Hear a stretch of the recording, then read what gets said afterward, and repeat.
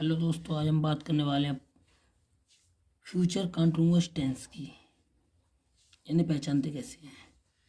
जिन वाक्यों के अंत में रहा होगा, रही होगी, रहे होंगे, रहा होगा आदि शब्द आते हैं, इन वाक्यों में कार्य का जारी होना पाया जाता है जो भविष्य में होगा। फ्यूचर कंटिन्यूअस टेंस कहलाता है।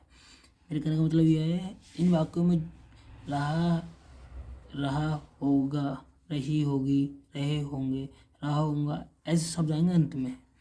और इन वाक्यों में जो भी काम होगा वो लगातार चलता रहेगा, वो समाप्त नहीं होता है, और वो भी भविष्य काल में होगा। जैसे वह खाना खा रहा होगा। आइए देखते हैं बनाने के नियम कि इसे बनाना कैसे सीखते हैं। सबसे पहले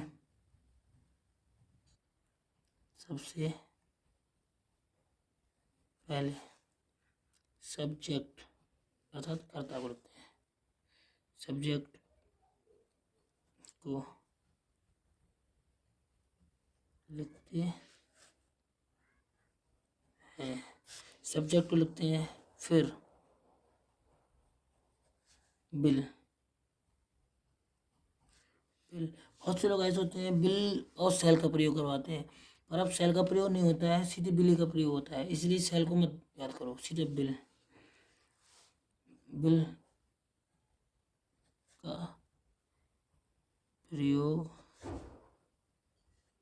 करते हैं, बिल का प्रयोग करते हैं, फिर या उसके बाद बी को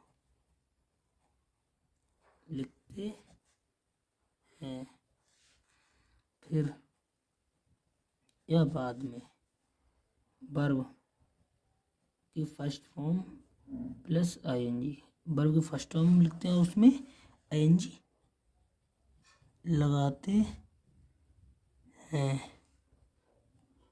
अंत में ऑब्जेक्ट को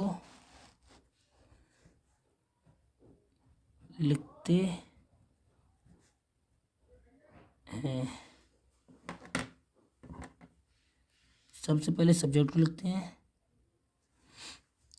फिर बिल को लिखते हैं, बिल के बाद बी लगाते हैं, फिर वर्ब की फर्स्ट फॉर्म प्लस आईएनजी, और लास्ट में ऑब्जेक्ट को लिखते हैं।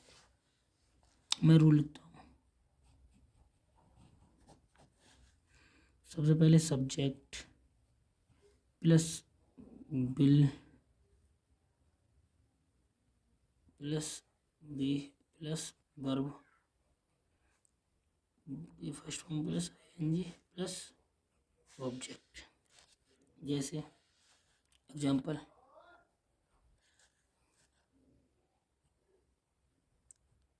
तुम पत्र लिख रहे होगे।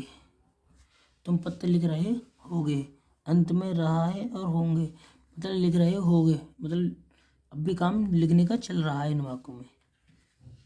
जैसे कि ही, हमारे जो भी करता होता है सबके साथ विल लगाते हैं, विल यू विल बी, लेकिन होती है राइट, आएंगे लगा तो writing letter, letter, a letter. बहुत से लोग तुम एक पत्र लिख रहे होगे तो ए लेटर।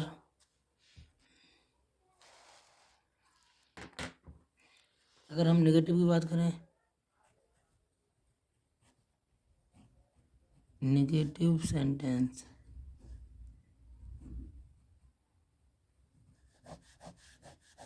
इन वाक्यों में नहीं शब्द आता है, इन वाक्यों में नहीं शब्द आता है, इन वाक्यों नहीं शब्द आता है, इन वाक्यों में नहीं शब्द आता है। रूल सबसे पहले subject plus will plus not plus be plus verb की फर्स्ट फॉर्म प्लस आईएनजी अंत में ऑब्जेक्ट। सबसे पहले सब्जेक्ट को लिखते हैं प्लस बिल को लिखते हैं प्लस नॉट को लिखते हैं फिर बी को लिखते हैं प्लस वर्ब की फर्स्ट फॉर्म प्लस ऑब्जेक्ट। और कहीं पर भी नॉट आ जाए और जैसे बहुत सी जगह ऐसी होती है कि हेल्पिंग वर्ब एक जगह दो होती है, जैसे बिल भी है इसमें आ रहा है तो बिल के बाद तुरंत नोट लगा देते हैं। पहले ऐसा होता था बिल भी यू के साथ हमेशा सेल लगता था पहले, पर अब बिल लगता है। तो उस सेल का काम खत्म हो चुका है। आइए एग्जांपल देखते हैं। वह कार नहीं चला रहा होगा। वह कार नहीं चला रहा होगा। He will not be driving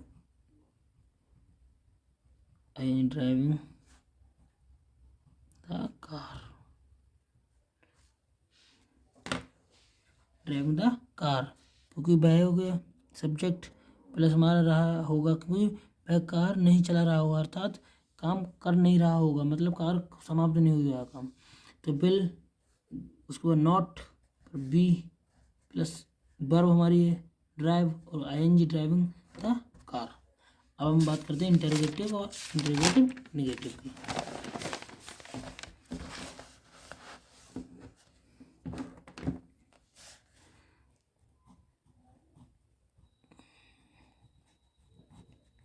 interrogative sentence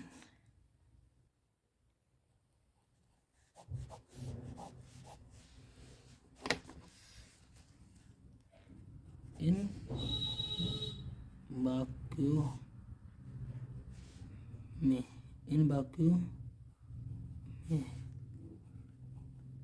प्रश्नवाचक शब्द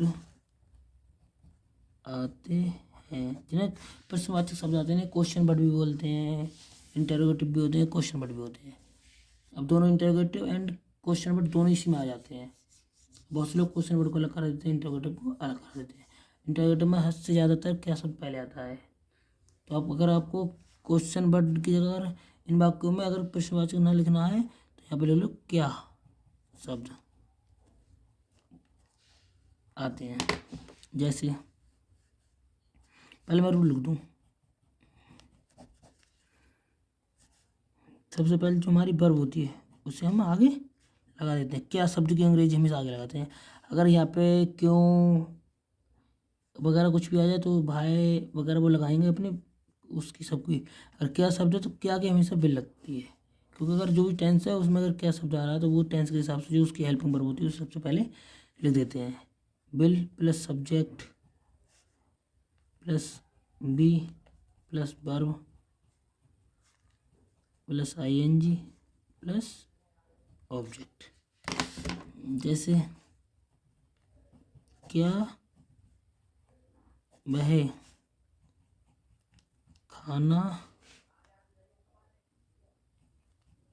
खा रहा होगा। बिल क्या, क्योंकि बिल सब्जेक्ट में रही है ही और खान बिल भी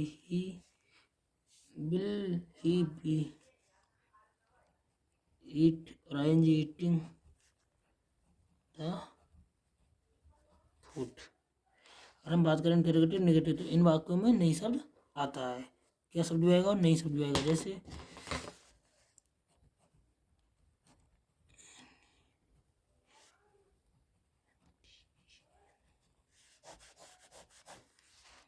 मैं रूल लिख देता हूँ। Will plus subject plus not plus be plus verb की first form plus ING plus object. जैसे क्या हम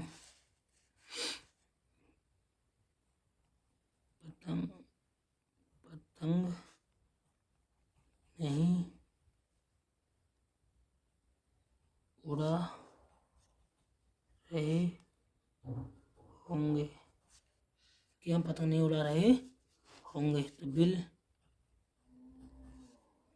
will we not be flying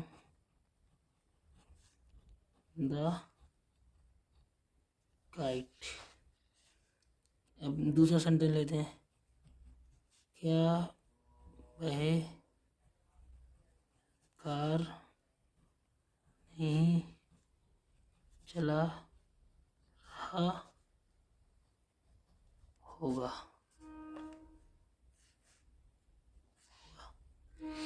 तो क्या कहोगे, विल ही